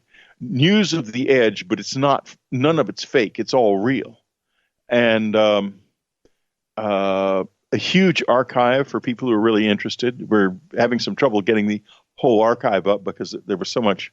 It was screwed with so much over the years in the old website, but we're getting there, and it's a marvelous big archive of all kinds of fascinating stuff. So it's worth subscribing and worth going to and worth having fun with. Whitley, and I'm there. And you're there. Thank you so much, Whitley. I look forward to our next conversation. Keep doing what you're doing. You're just absolutely unbelievable. I just want to thank. I just want to thank you for everything, and not only our friendship, but the Fadernauts in our community here, and of course going back and what you have meant to this community. Just thank you so much. Keep doing what you're doing, Whitley. Well, thanks, Jimmy. You do the same thing, and enjoy the rest of your night off. Yeah, you too. It's not your night off, but it will be soon. I think your show goes to 10:30. No. I've got 5 minutes to dinner. Oh, have a good dinner. Thank you so much, Whitley. Good night. Whitley Strieber, unknowncountry.com is right there. The links are at jimmychurchradio.com. Go and click, and Dreamland. Not only that, but Whitley's got all of his blogs there. He's got all of Annie's stuff and a decade's worth of archives of articles and links and blogs and videos and interviews. Absolutely incredible, Unknown Country. I've been going to Unknown Country. I can't even think the first time that I spent time over there. All right. Thank you so much, Whitley. Great conversation. And there might be a Jimmy Church surprise coming up on Dreamland here in the next couple of weeks. I'm not going to say anything, but just stay on top of Unknown Country and go over and help support unknowncountry.com. With that, we've got a very, very, very busy week here on Fade to Black. Tomorrow night is Nick Redfern. He's got 2 books that he has just released, nearly back-to-back, that we're going to be discussing tomorrow night. One is the Alien book, A Guide to Extraterrestrial Beings Here on Earth. And the second book, Flying Saucers from the Kremlin, that is going to surprise you. So we're going to go deep into both of these books tomorrow night with Nick Redfern. On Wednesday, it is Richard Dolan. Now, Richard's live stream and information that he has been releasing over the last couple of months have been pretty intense. So we're going to try to get caught up on all of that on Wednesday night with Richard. He just got back from Toronto from the conference that went down up there, and I heard it was just amazing. So we'll talk a little bit about that too as well, what went down in Toronto this past weekend. Thursday night is another Fader night with open lines all night long. My point to the show tonight, before I get out of here, is that Friday, nothing happened. We were all on pins and needles. I was very nervous about something getting out of control. When you go to, I'm talking about the Storm Area 51 event, the phenomena that is flash mobs, and suddenly you see 500 or 1,000 people break into dance into a town square that 10 seconds before were just walking around acting normal. That's the part that I thought may materialize out there north of Las Vegas. I'm just glad that didn't go down. And they were ready. They were ready. But we got through it. It's another week. It's amazing. Tonight, Whitley Strieber, thank you so much. UnknownCountry.com. Tomorrow night, Nick Redfern. Wednesday night, Richard Dolan. Thursday night, open lines all night long because it is Fader night.